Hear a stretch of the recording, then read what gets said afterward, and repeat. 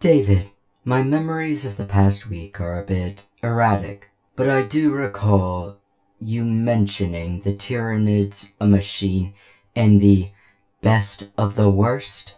Care to further explain yourself there? I guess I have to. Hopefully this won't mess with much, but I don't know if I actually exist in your reality or what. So let's talk about part 2 of the best of the worst. This time we'll talk about the Iron Warriors.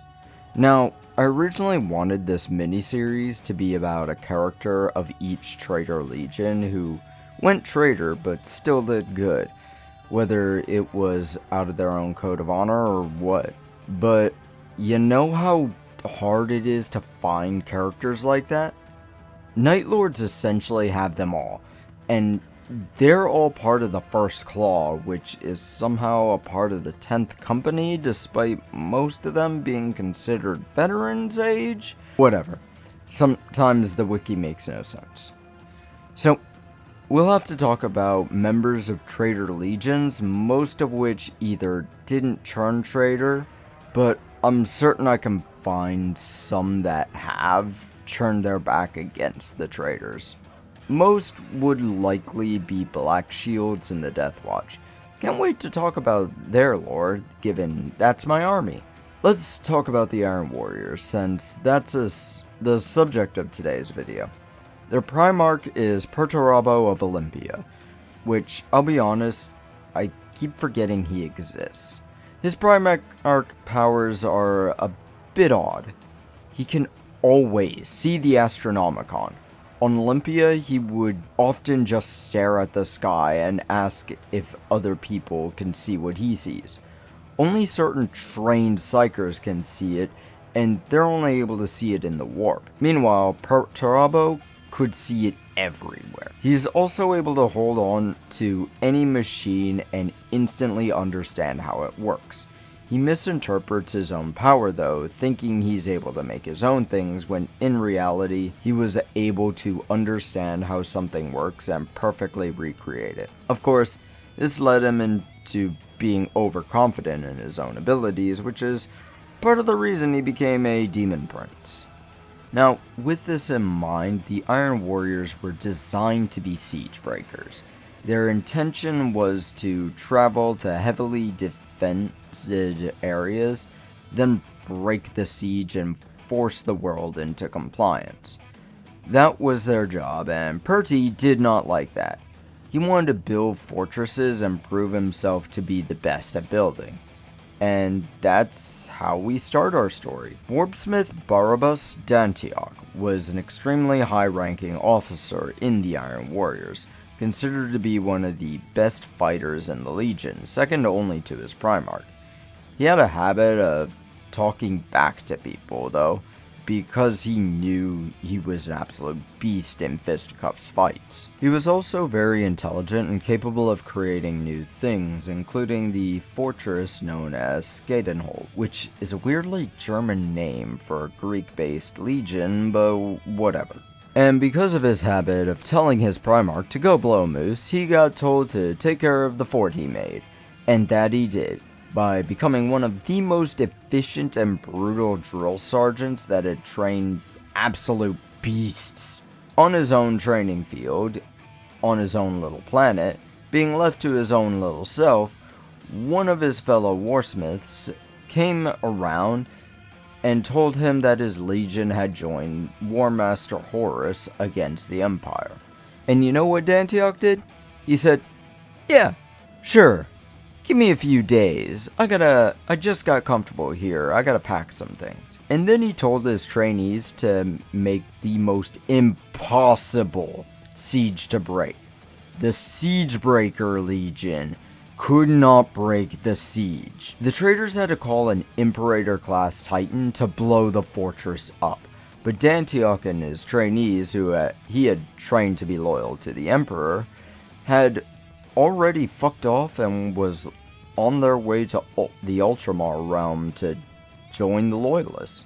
A whole lot happened at that point, including the Battle of Caith, which Erebus was involved in, and we all know the phrase, say it with me, Fuck Erebus. Yeah, you know Danny. But Dantioch was a traitor on multiple fronts. The Throne of Terror recognized him as an Iron Warrior and a traitor. The Iron Warriors recognized him as a traitor because he literally noped them. But Rabote Gilliman, I'm not going to make a joke of his name, the man's earned my respect for his long-standing war with paper, trusted him enough to send him and his own Ultramarines to the world of Sotha in order to find some ancient device that the Night Lords were after, though not yet at that point. But yeah, the Night Lords, the future-seeing psychos that get a hard-on for skinning babies. Why did I say that out loud? Now, when we get to Sotha, they delved into the world's tunnels and found some device that was made by people they couldn't figure out. More ancient than almost anything else in the galaxy that they've found. Now, the original intent of this device, they called the Pharaohs, was supposed to be faster than light travel, but apparently it worked like a gate and the other side of the gate was busted. Now, who made these things? Well, the Necrons, of course. They built it out of Blackstone in order to sort of negate the warp, but also enhance it. So, Necrons could travel between 2 points with absolutely no risk.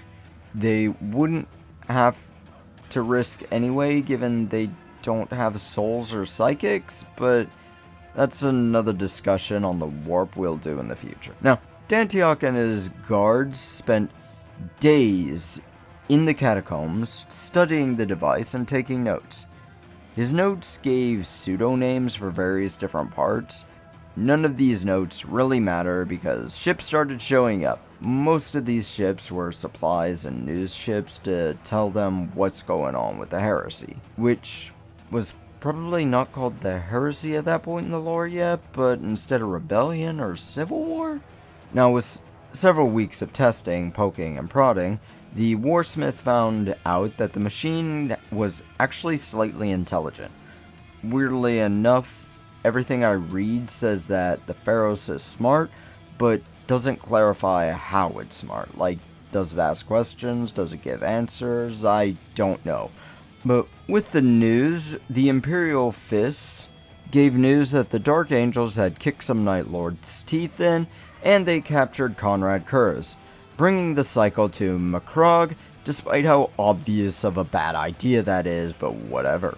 Now that the Night Lords were scattered, a bit broken, and unrestrained, the Ultramarines started letting down their guard like absolute dumbasses.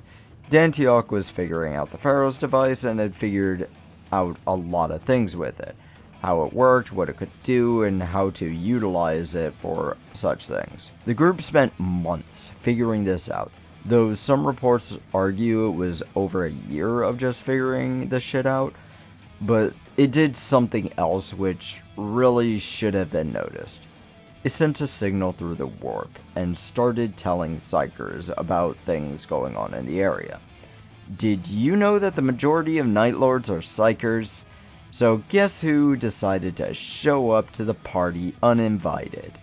The Night Lords decided to do their job in secret, gather information, using the information to essentially hitman the entire planet, which was only lightly defended. Upon a full assault starting up, the planet was outnumbered, outgunned, and outmaneuvered.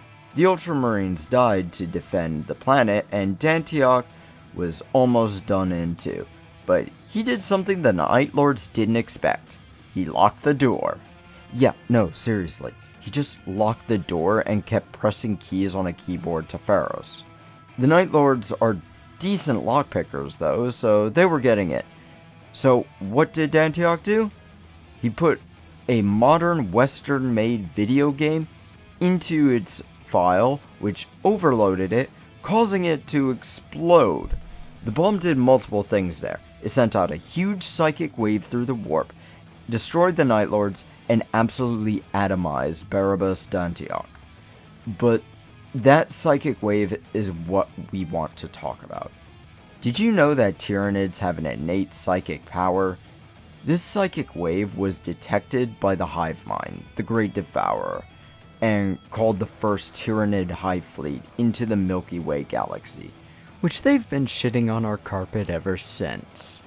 Danny, you okay there? I have one question. Yeah, go for it.